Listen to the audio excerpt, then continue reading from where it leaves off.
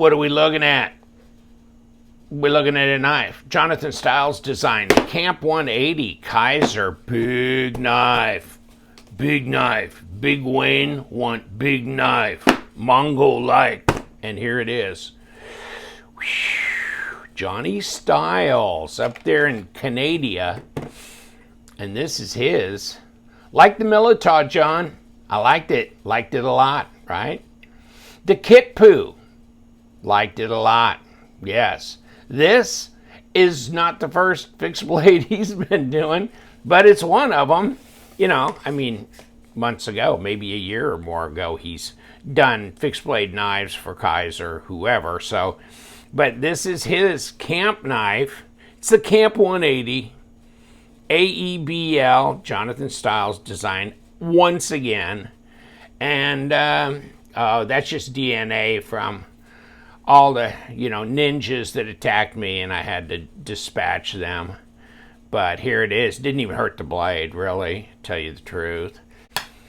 So cut test with the Camp 180. It's not very good. I mean, look at where I'm trying to enter here, the cutting phase, and just take of course, this one I stropped recently, but I mean, look at that. I mean, that's super light, easy, super sharp, and this, struggling. Yeah, it could be sharper, that's for sure, which means probably maybe time to pull out my TS Prof and start with a 400 and kind of go in. I mean, it's camp sharp, you know what I mean? Because if you're going to be doing a lot of chopping and stuff, you're probably going to take that real fine edge off pretty quick. But either that or throw it on my nano hone for a little while, that kind of thing. So, yes, unfortunately, this is not one of the sharper knives I've ever received from Kizer. A little bit disappointing, actually, on this one. The 180, it's got a pretty good size to it and feels good in the hand. And, it's got kind of a buoy blade to it, doesn't it? A little bit. Can't get in from here. Can you get in from here? Oh, yeah, that's right. A couple days ago, I put my number 8 Torx on here, and I think I blew out my left lung. I could not get these to move. And I'm going, maybe I need an impact driver, or what I decided was I don't need an impact driver. I just need not to unscrew this at all, try it at all. So here's how the blade goes in, and then you can see that it's enclosed here, and you've got this guard on here, and the guard, as you can see, is not part of the blade, okay? And so there's that.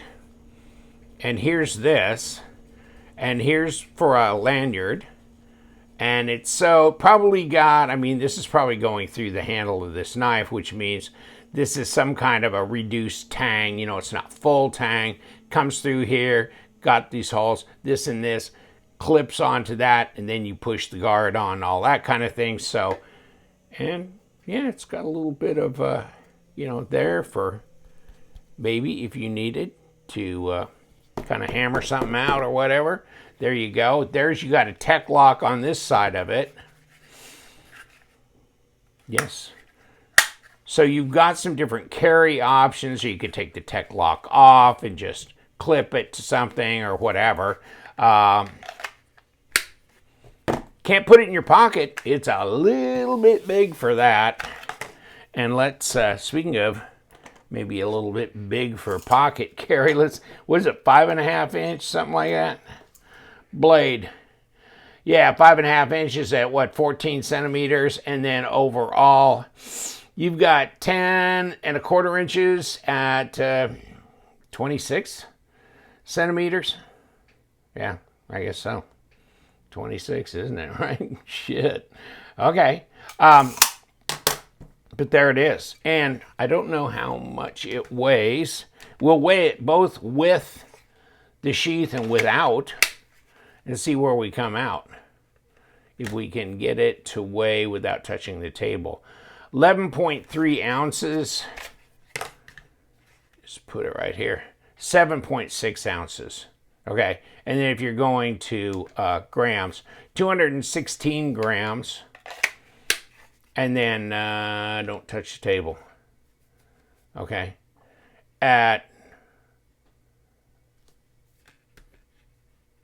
what do we got? 322 grams.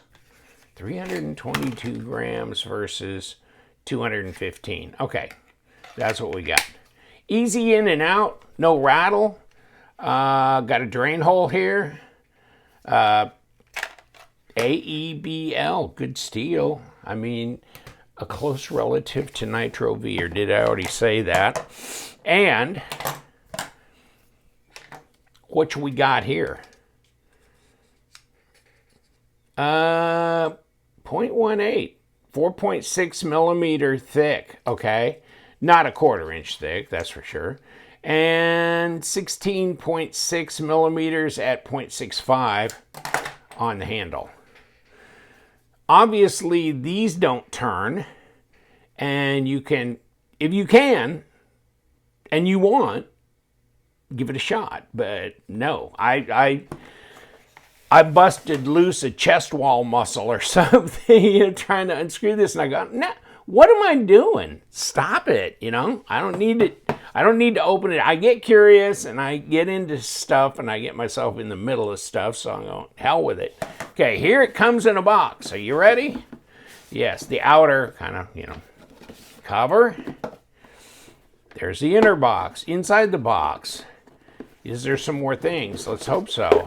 And there's where the blade sits. And, of course, it's inside this plastic packaging, and there's the little tip protector. And inside, you get some lanyard cord, and you get the microfiber cloth, and, oops, almost missed the sticker. And this is action for you, not action for sharing or action for...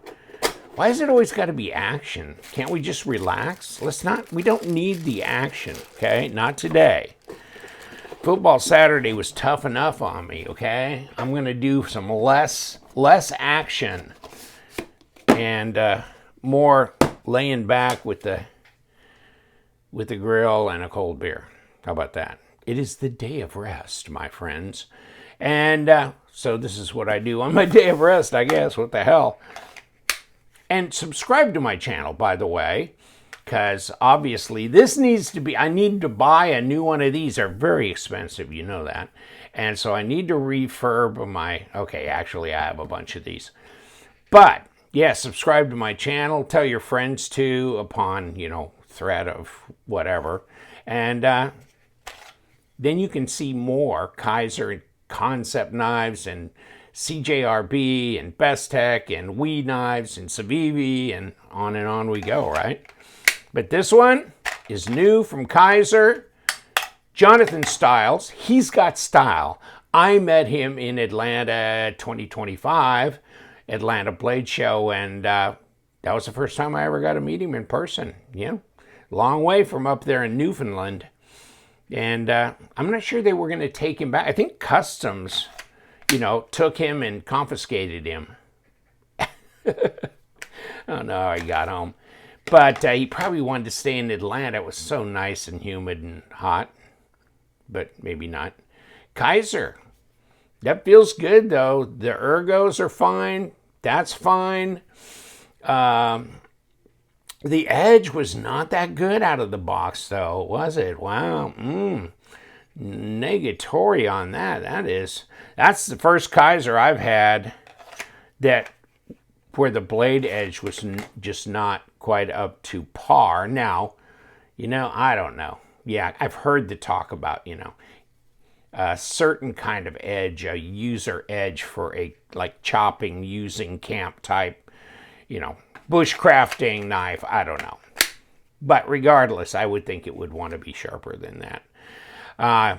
But no, this is definitely not a knife for delicate, cutting and field dressing, unless you're field dressing a 1,200 pound elk or something. But yeah, this is a bit big for that. This is more for camp knife use and that kind of thing. But yeah, it's heavy duty and it's really not expensive. Okay, the Camp 180 here. Mr. Styling and Profiling here. And yeah, he just gives a crayon drawing to the manufacturers and then they take it from there. Just kidding. AEBL $79.99. Come on, man. Do you need it any cheaper than that? Gosh dang it. But 5.5 inch blade, 4.5 millimeter thickness, etc., and weight at 7.8. That's without the sheath, obviously. And here we go. Big hands friendly, reliable, G10, you bet.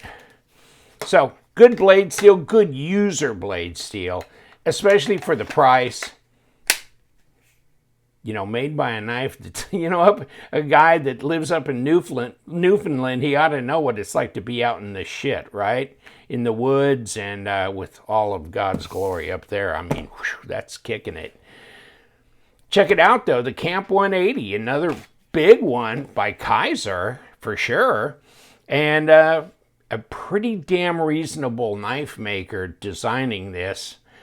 And I will leave the links below, and you guys stay sharp.